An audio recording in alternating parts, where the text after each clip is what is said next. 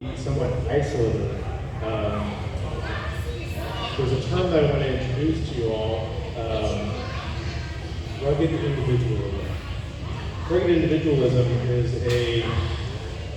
it's a way of being that shows up a lot of times in rural communities where people tend to keep stuff inside. They tend to push stuff down, try to work through stuff on their own, which can be a pretty strong characteristic, right? Like, if we're able to push through stuff and persevere and all that, then that could be pretty helpful in a lot of different situations, especially in a rural community, right? Where maybe dealing with poverty.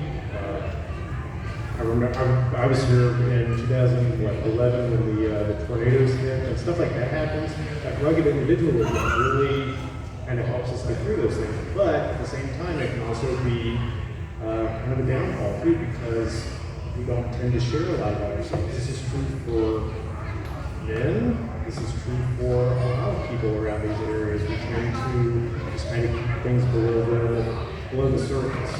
How many times when people ask you, like, in passing, how you doing, right? How many people just say fine, right? That's what we tend to do. We tend to keep things below the surface, and what happens when we do that?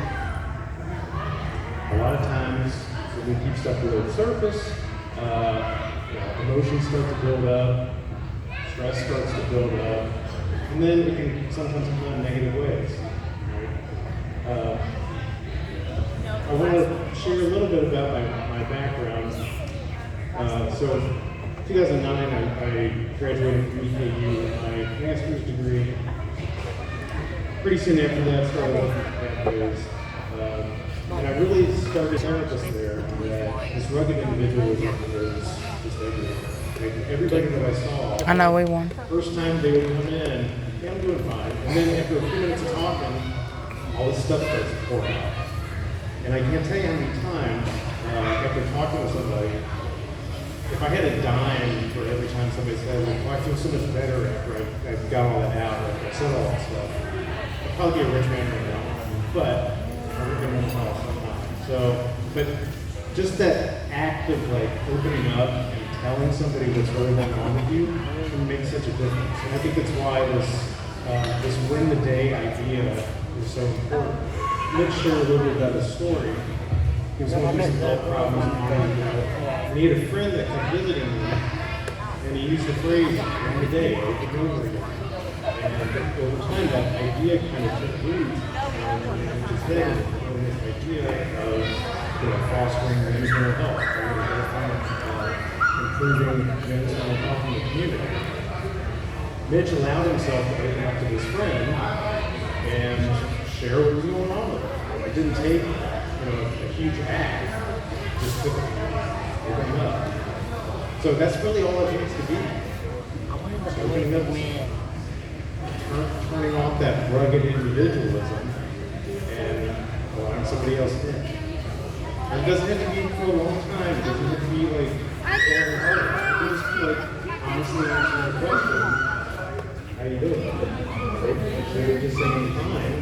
Maybe sharing a little bit something a little bit deeper. Right? Take these in your kids' mouth. That's all that needs to happen to make a big difference. I spoke a little bit about my own stuff. I do anxiety a lot. I'm nervous as can be right now, even though it may not look like it.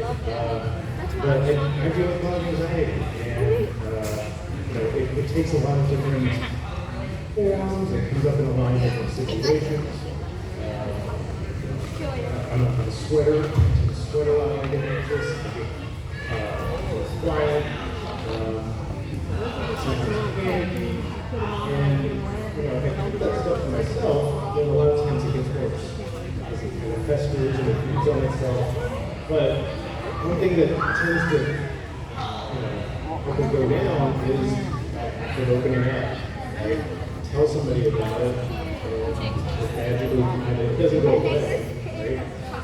It's not one of those things that magically goes away, but it does kind of go down a little bit. So that's what this whole idea of win the day is. It's opening up.